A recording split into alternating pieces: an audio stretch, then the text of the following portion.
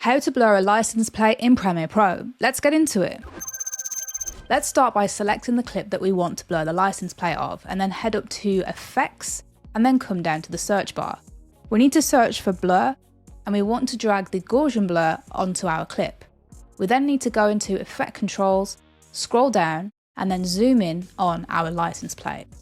We then need to bring up the blurriness until the numbers and letters are no longer visible. I think that works for this example. We then need to toggle the blur off and then select the pen tool. We then need to draw around this license plate by making points on each corner. I'm doing this by simply clicking my mouse.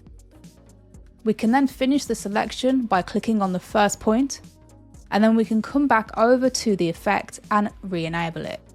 If we click out of this, we can see it's kind of done a great job already, but we can refine this to be even better. Let's select our clip, come back into Effect Controls. I'm going to scroll down and I'm going to increase the mask expansion a little bit.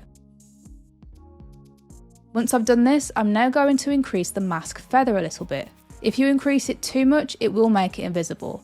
So just increase it a little bit. You can also come back to the mask expansion to counteract anything that the feather has removed. Now what I'm going to do is just make one final tweak to this mask because it expanded it a little bit too much over this side. Now if we zoom out of our video, we can see that the license plate is masked out. However, if we scrub through the video, it doesn't stay with the number plate. So we can fix this by making this blur track the movement of the number plate.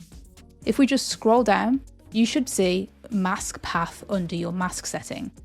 What we need to do is toggle a keyframe on this mask path, and then we've got two options. We can either click play and let Premiere Pro automatically track this for us, or we can do it frame by frame. I personally don't have much luck with the automatic tracking, so I'm just going to quickly do this frame by frame. So if I click into here, I'm now going to track one frame forward and keep doing this until the mask starts to fail tracking itself.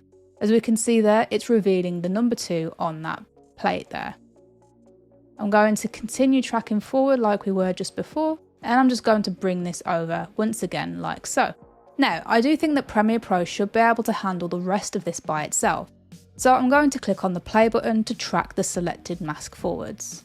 Premiere Pro is going to bring up this window while it's processing our clip. So if I come out of the mask and play our video back, the number plate can't be seen and the mask is following the motion of the car. And that's all there is to it.